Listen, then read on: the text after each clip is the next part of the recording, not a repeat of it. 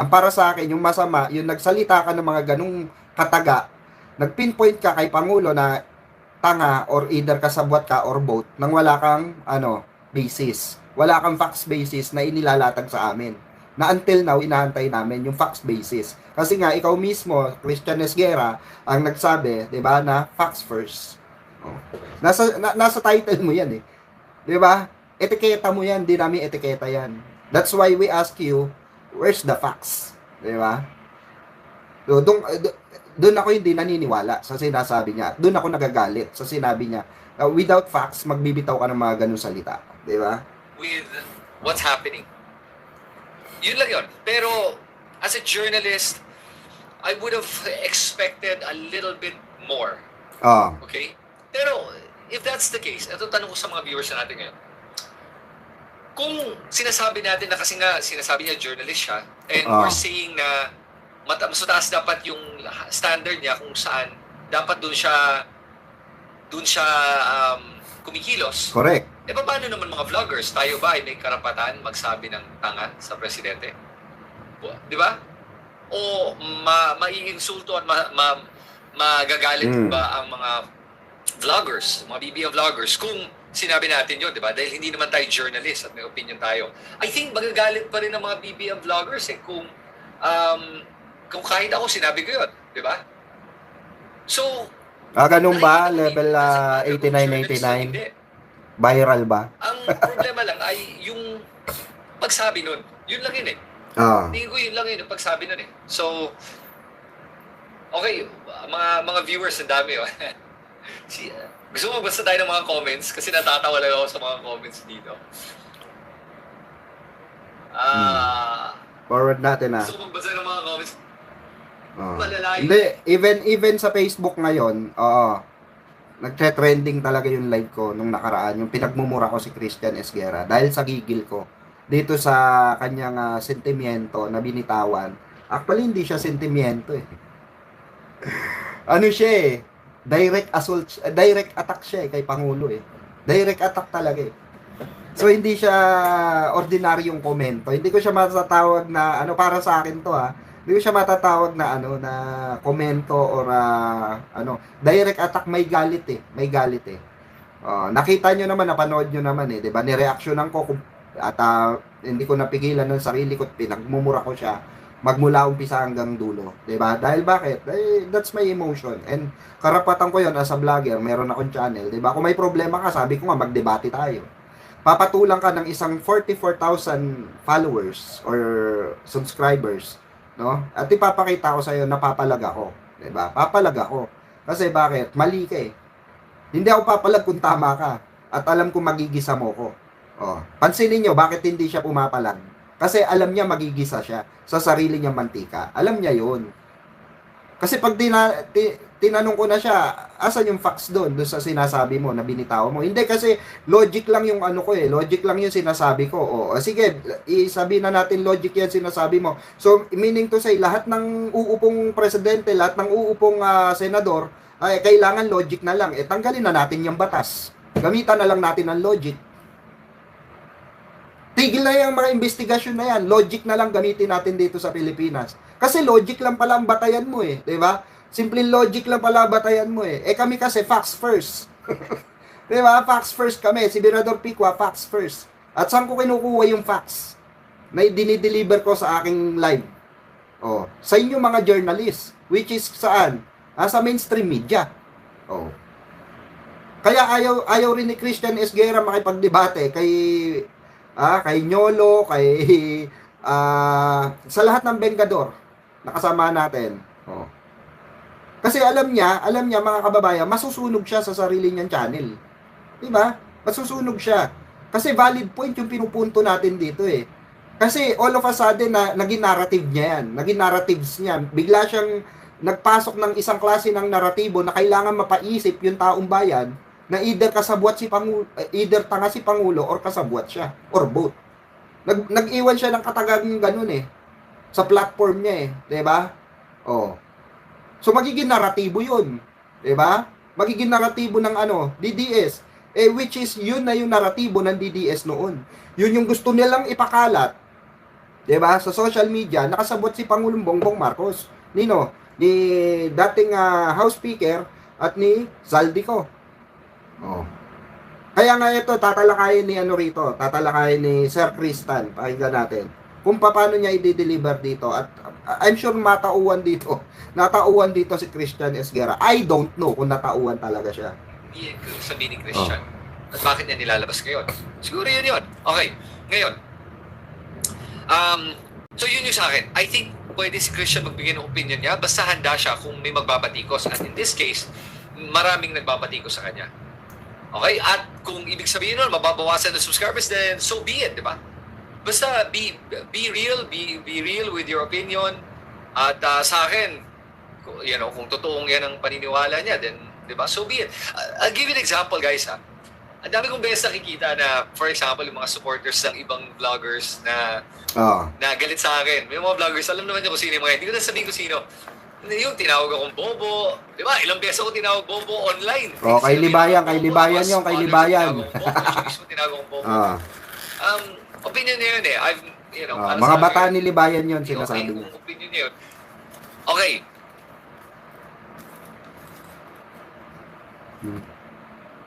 Grabe ads mo, Sir Cristan, Okay. Kaya sa akin, let's not make too much of an issue out of it. Again, may karapatan ng mga BBM vloggers na magalit at sabihin na gusto na sabihin. Pero, akin lang, medyo hinay-hinay lang tayo lahat ngayon at this point. Okay. So ngayon, yung isa pang punto gusto ko bagitin. So I'll go through each of the points, ha. Ay, okay. Yung siguro kasi nga, isa pang kinagalit ng mga BBM vloggers ay yung pag-double down ni Christian Esguerra. Kasi nga, pagkatapos niya nakita yung backlash, yung galit ng mga BBM vloggers, hindi na lang niya pinalabas, nagsalita siya at sinabi niya parang he was being sarcastic daw about saying yung minamahal nating President Marcos Jr., ay parang gano'n, Bongbong Marcos Jr., parang gano'n. Tapos bakit kung ano naman, naintindihan ko din parang nagdo-double down si Christian Esguerra dito eh. Again, I want to know what you guys think. Sige. Anong objective? Nawala yung signal. Nawawala. Ng mga BBM vloggers. Ayan. Tuloy natin. Maganda yung sasabihin niya rito. Ayan, sina Coach Jared. I actually want to invite Coach Jared nga to collab one time eh. Gusto ko siya invite eh. Parang masarap siya kausap eh. Pero yung Bayan, nawawala signal Mihina. Uy. Naglalag ba tayo? Lag ba tayo? Press 1 nga po kung lag.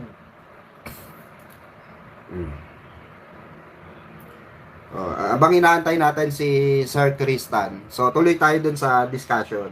So, ito nga yung sinasabi natin na okay lang i-criticize nyo si Pangulo, di ba?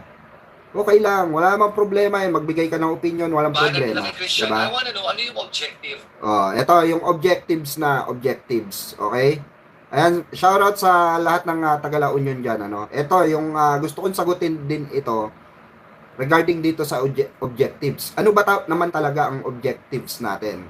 Bakit natin binabanatan at dinudurog si Christian Esguerra? Okay? Sa words na durog. Gusto ko talaga siyang durugin, sa totoo lang.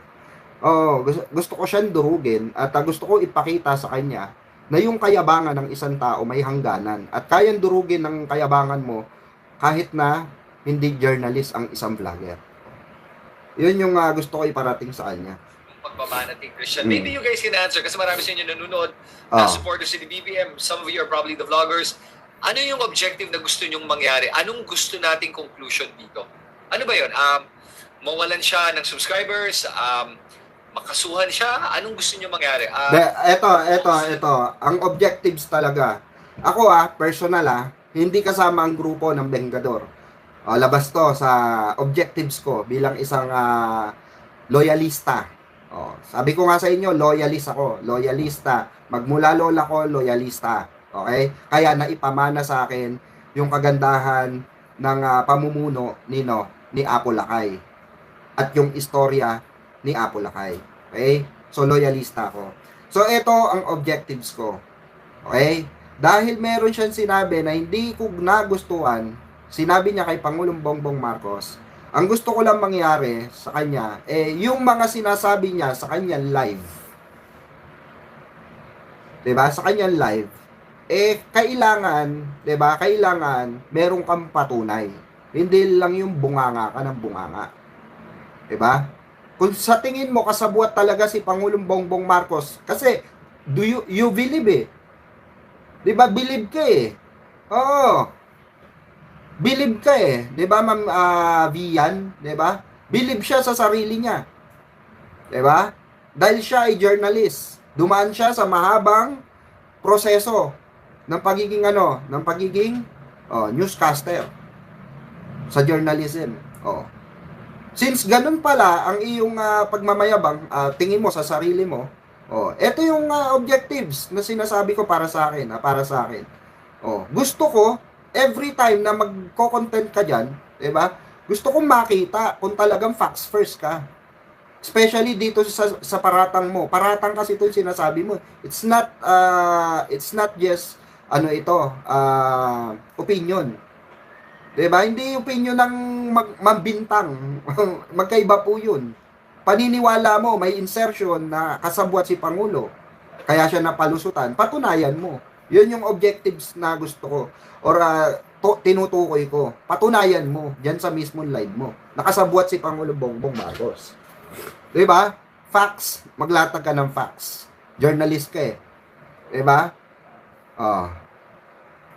'Di ba? Oh. Kaya nga common sense Dison na Mayas, 'di ba? It's true. Getting away with this intersection. Hindi Dison Mayas, no? Kailangan niyang patunayan 'yan. Hindi pwedeng hindi lang puro pwedeng dahil gusto lang natin, yun lang ang paniniwala ko, 'di ba? Paano maniniwala sa iyo? Paano maniniwala sa iyo yung tao kung wala kang nilalatag na facts? 'Di ba? Pag kami naglatag kami ng facts galing saan? Galing sa mainstream media. Yung mainstream media, binibigyan namin ng reaction. Kagaya ni Sir Kristan. Pare-parehas kami ng nagre-review kami. Nire-review namin, nire-research namin, 'di ba? Nagfa-fact check kami. Yung kay 'di ba? Kahit nga sinong makikipagdebate ko sa mga alipores ni Christian Esguerra eh. 'Di ba? Anong after the facts it's sign? Ano after the facts it's sign? 'Di ba?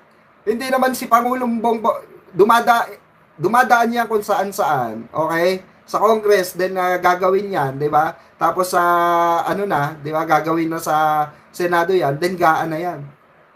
Paano magiging fact sign? Anong fact sign? Nilista kung sabihin ko sa iyo, yung facts na sinasabi ninyo na insertion Benito. Naibalita yan na Benito. Sige nga Dison na Mayas, paano mo masasabing facts yung sign ni Pangulong Bongbong Marcos Benito niya? Sige nga, Sige nga Dison Mayas, bakit niya Benito? Ano ba yung Bito? Sige nga, explain mo dito ano yung Benito. Ano yung Benito? The 2025 budget. Di ba? Pinirma ni Pangulong Bongbong Marcos, pero anong ginawa niya dun sa mga kainay-nalang insertion? Sige nga, sige. Ba't niya Benito? Simpleng lang yan, simple, tingnan mo, eto ba yung mga mo, Esguerra? Eto ba yung mga pinagmamalaki mong natututunan sa'yo?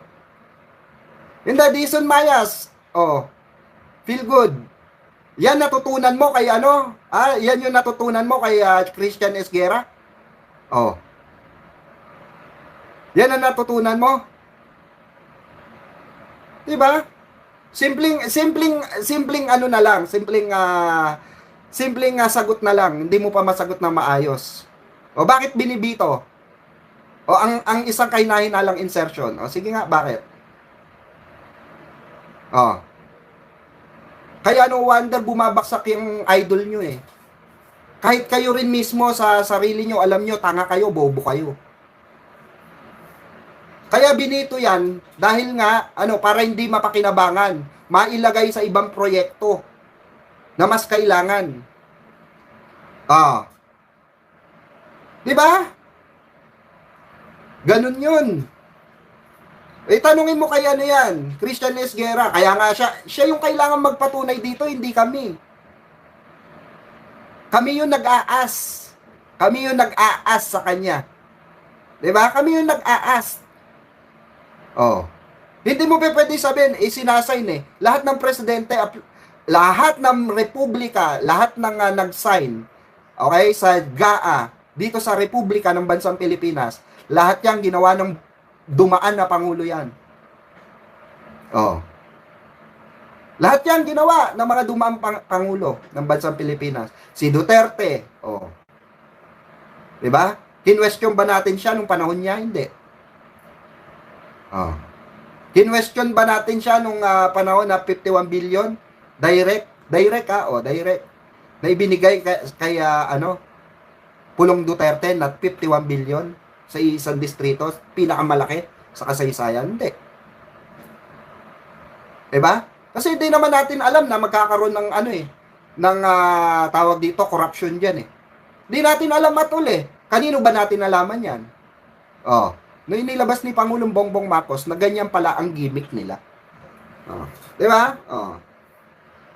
Ipatuloy natin to si Sir Christian. Sasabihin niya mamaya yan. Yung ba mag-apologize siya sa ginawa niya at aminin niya na nagkamali siya? O anong end goal natin dito? Yun. Yun siguro yung gusto ko makita kung ano yung end goal ng ginagawa ng mga vloggers ngayon na to sa pagbabanat nila kay Christian Esguerra. Gusto nyo mawalan siya ng boses sa social media? Ano yun? Anong objective? Ano yung end goal natin? Okay, sabi dito, na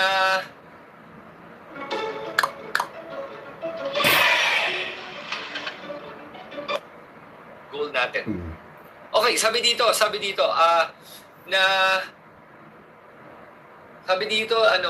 wala, apologize lang. Yun, isabi nila dito, report yun ang end. Mag-apologize, Sir Tan.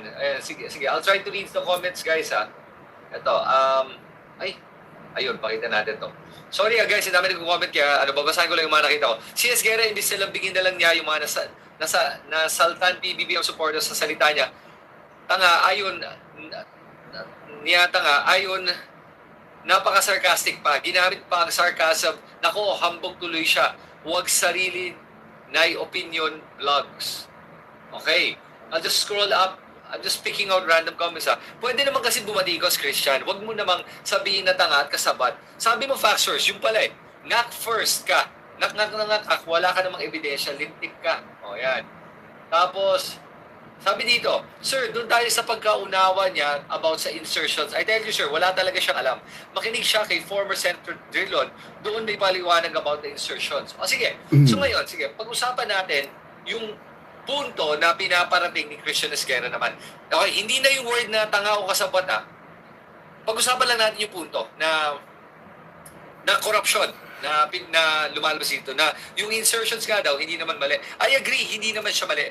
Pero again, kung may chance kayo panoorin nyo yung Heckle and Jive namin ni Ronald Llamas. Kasi dito, sinasabi nga ni Ronald, tama. Hindi sa mali. Hindi, tama yon. Kasi galing na rin mismo kay Ronald Llamas. Ito galing na rin kay Ronald Llamas.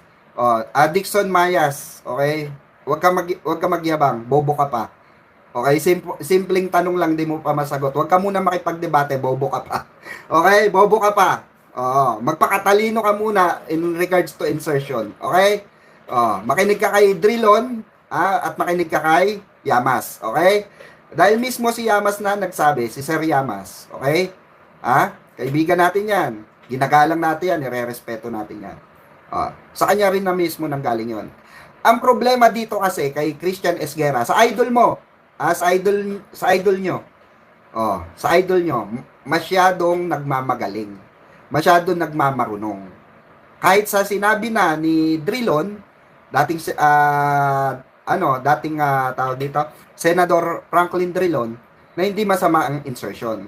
Nagiging masama yan pag ginamit na. Kahit si Senator Sonny Trillanes sinabi yan.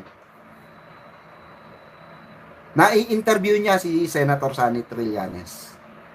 Okay? Nakasama namin si Senator Sonny Trillanes. At alam namin kung gaano katalino si Sentry. At sinabi niya mismo yan. Nagiging masama lang ang insertion pag nagastos na. Doon mo makikitaan ng anomalya. Pero kung hindi pa nagagastos ang isang budget, paano magkakaroon ng korupsyon kung hindi pa nagagamit yung budget? Even have a insertion. So, ang mananagot doon sa insertion na yon, yung nag-insert, extra insert. Which is sino? Yung mga taong involved doon sa proyekto na yon. That's basic. Basic. And all of a sudden, merong panatiko ni Christian S. Guerra rito, bobo pala. Simpleng tanong, hindi masagot. Di ba? Ano yung facts doon sa sinasabi mong insertion na magpapatunay na facts na kasabwat si Pangulo? Sign daw. Bobo, di ba? Lahat ng presidente nagsasign sa GAA, bobo. Walang presidente hindi nagsign sa GAA sa kasaysayan ng Republika. Tapos sasabihin mo, sign, yun yung facts. Tanga. Bagay nga kayo ron, bagay kayo, nagmamagaling kayo. Ako, hindi ako matalino, ulitin ko, hindi ako matalino, may alam lang ako. Basic knowledge. Basic knowledge. Mas mabuti nang may alam kaysa tanga at bobo at nagmamarunong. Diba? Eto, bago tayo maging magaling, matuto muna tayo makinig. Bago tayo matuto, nakikinig muna tayo. Tandaan nyo yan. Ha? Diba? Bago naging guro, ang mga guro, nakinig muna sila para sila maging guro. Lahat na may profession dito, bago ka naging journalist, nakinig ka muna. Bago ka maging journalist. Listen first. Kaya nga may facts first. Yun yung hinahanap natin kay Christian S. Guerra. Okay? Ang problema kasi sa mga insertions ay right for abuse siya. Mabilis siyang maabuso. Correct. At yun nga yung nangyari sa ilang taon. Correct. Nung lampas isang dekada na, ginagawa itong mga insertions na ito. Narinig nyo. Oy, Christian S. Guerra fanatics. Narinig nyo. Mismong galing na kay Sir Christian, dekada na nangyayari yan. Okay? Okay, magmagaling. Pagtanggal ng pork barrel fund noong 2014, tuloy-tuloy yan. At kailangan natin bantayan yung pondo ng bayan. Okay? Correct. So, kaya sa ganun, yung insertions, which is not inherently a bad thing, can be abused and can easily be corrupted.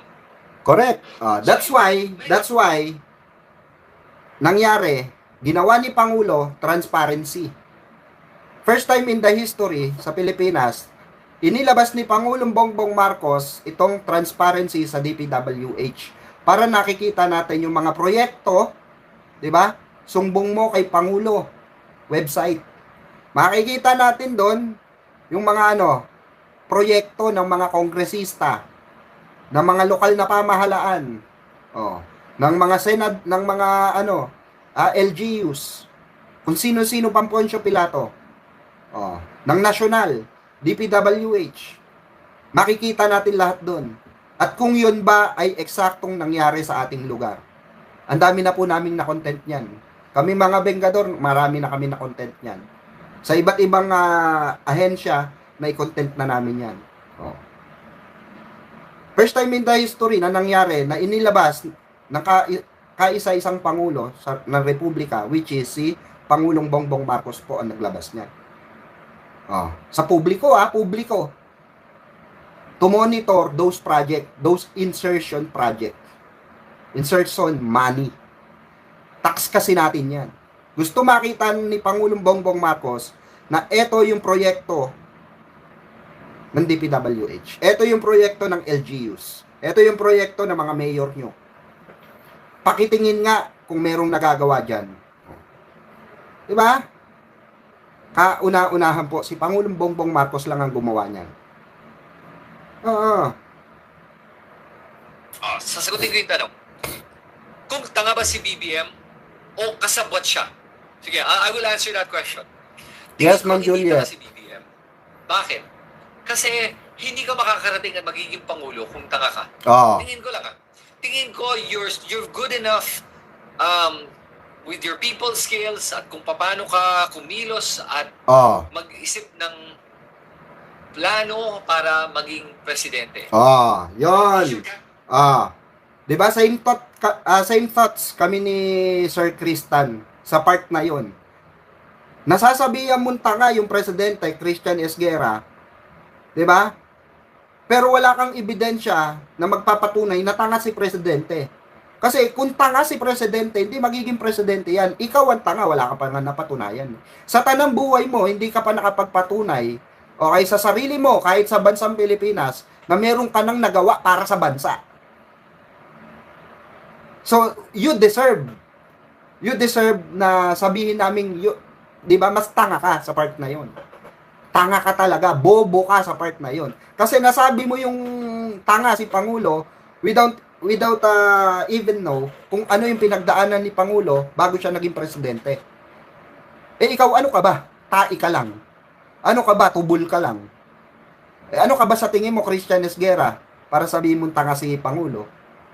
Kung sabihin ko sa'yo, tai ka nga lang sa amin Tai ka lang. Hindi ka nga makasagot ng tama sa amin tai ka lang. Di ba? Hindi ka nga makapaglabas ng facts na sinasabi mo kasi tai ka lang. Pero si Pangulong Bongbong Marcos, naging presidente ng Pilipinas yan dahil hindi tanga. Okay? Hindi tanga yan. Hindi magiging, tama si Sir Christian, parehas kami ng perspective, parehas kami ng pananaw pagdating kay Pangulong Bongbong Marcos. Hindi magiging presidente yan kung tanga yan. He has a political will.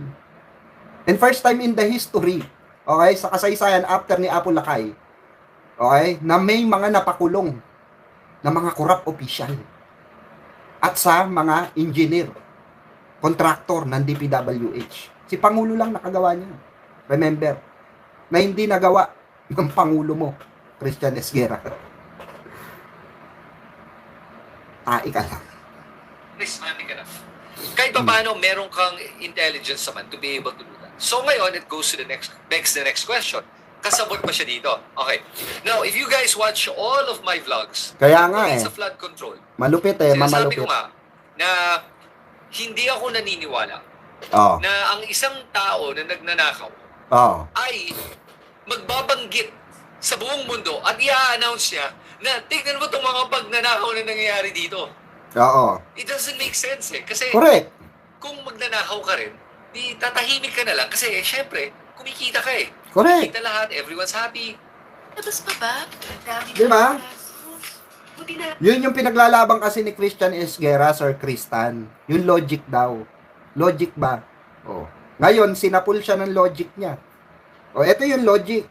Hindi mo, logic lang. Kung kumikita ka dyan, simple logic. Kung kumikita ka, bakit mo tatanggalin? Bakit mo sisitahin yung bagay na pinapakinabangan mo at may posibilidad ka na yumaman? Logic. Asa na yung ba't nawala yung mga alipores ni Esguerra rito? Nawala na yung talino? Alam ko ba matatalino yung ni Esguerra? Simple knowledge lang yung meron tayo rito pero tinatalo natin. Oy, Esguerra, yung mga alipores mo, yung panatiko mo, yung fanatics mo, fandom mo. Turu-turuan mo. Basag no? Chaicher, shoutout Miss Chaicher, shoutout.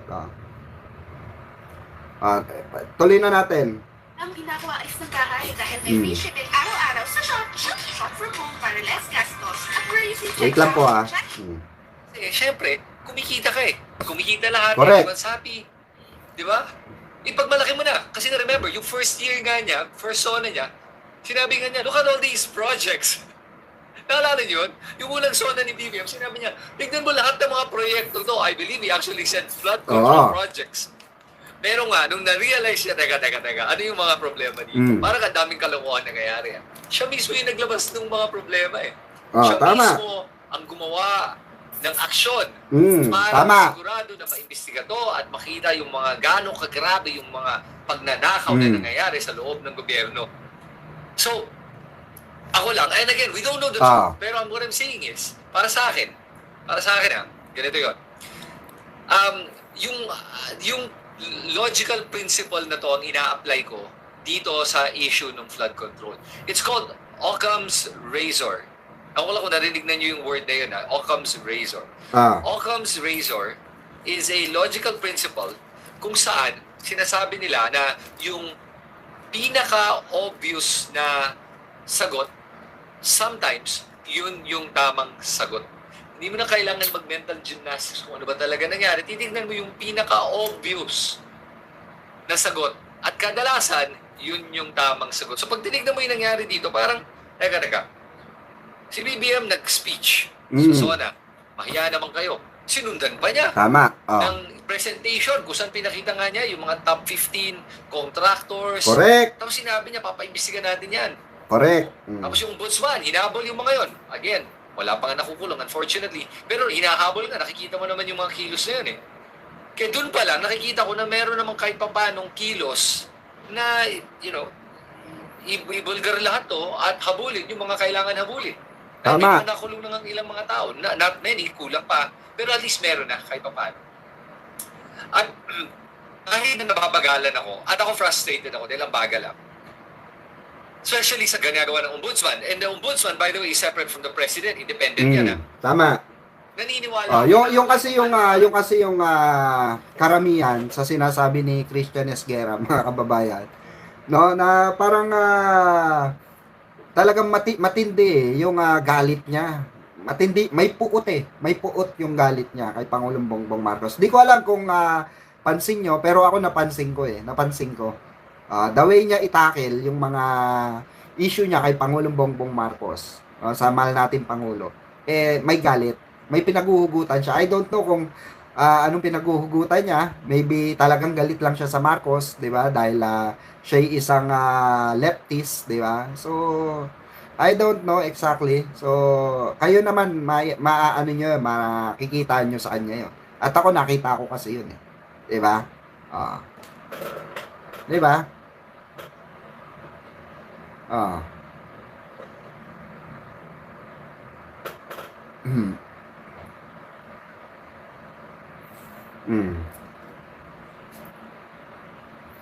Juliet Kulit, shoutout May ano na ba to?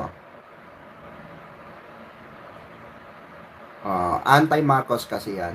Yun naman pala eh. Di tama, di ba? At least gusto ko sila bigyan ng benefit of the doubt na ginagawa nila naman nila yung kailangan gawin para mahabol itong mga to. Pero remember, yung opisina ng ombudsman ay ang liit sobra kumpara sa grabing lawak ng korupsyon sa ating bansa. Imagine mo hindi lang sa DPWH, sa lahat ng departamento ng gobyerno may korupsyon. Sa lahat ng branches of government may korupsyon. Yun yung mahirap pagka Hindi, sa totoo lang sa sobrang daming presidente, sobrang daming pangulong dumaan, okay? Magmula after ni Apo Lakay, 'di ba, Cory, Erap, Ramos, Gloria, Pinoy, 'di ba, Digong. Alam naman natin ang leftists. Alam naman natin ang mga komunista. Gusto nila sila masusunod. Gusto nila meron silang sariling batas. Gusto nila sila magdidikta sa taong bayan. Gusto nila sarili nilang pananaw yung masusunod. 'Di ba? Gusto nila meron silang pagpapahalaga na ibibigay sa kanila pribilehiyo. Na ibibigay sa kanila, sa grupo nila ang ating gobyerno.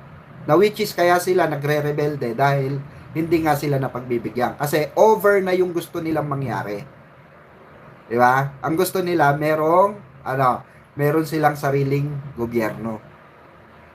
Mayroon silang patakaran na isa sa batas. 'Di ba? Hindi pwede yung kailangan mong maging senador. Kaya nga maraming leftist na tumatakbo sa senador, kongresista, para makapasok na sila. 'Di ba? Pero in the end of the day, yung mga batas na pino-forward nila, 'di ba? Maraming leftist diyan, marami akong kilalang kongresista leftist. May nakasama nga kaming sa rally, leftist din. Talagang literal na mga NPA. Marami kaming nakasalamuha diyan sa rally. Okay? So alam namin yung kanilang pinaglalaban, pero hindi pwede sa bansang Pilipinas. May demokrasya tayo. Democratic country tayo, di ba? Hindi tayo diktador. Oh. Gusto nila sila yung magdi-dictate sa gobyerno. Bobo lang, di ba? Bobo lang. Yun yung yun yung sinasabi natin, 'di ba? Na tawag dito yun yung sinasabi natin na kailangan maging balanse tayo, 'di ba? Na kailangan merong benefits ang taong bayan talaga palagi. 'Di ba? Taong bayan muna. Oo. Bago yung mga bulsa nyo, 'di ba? Taong bayan muna kasi sumasahod naman kayo 'di ba? Na-atim nyo ba na ipakain nyo sa pamilya nyo galing sa nakaw, 'di ba? Oo, 'di ba? Oo. Kaya itong itong mga panatiko ni Christian Esguerra nakakaawa. 'Di ba? Nakakaawa kasi nalalason yung utak nila, 'di ba? Kasi mahirap talaga pag komunista ka. Sa totoo lang, napakahirap pag komunista ka.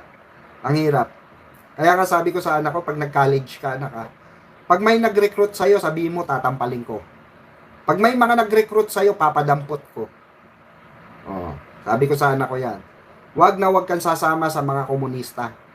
Mga ulol yan, sabi ko sa anak ko. Masira ulo yan.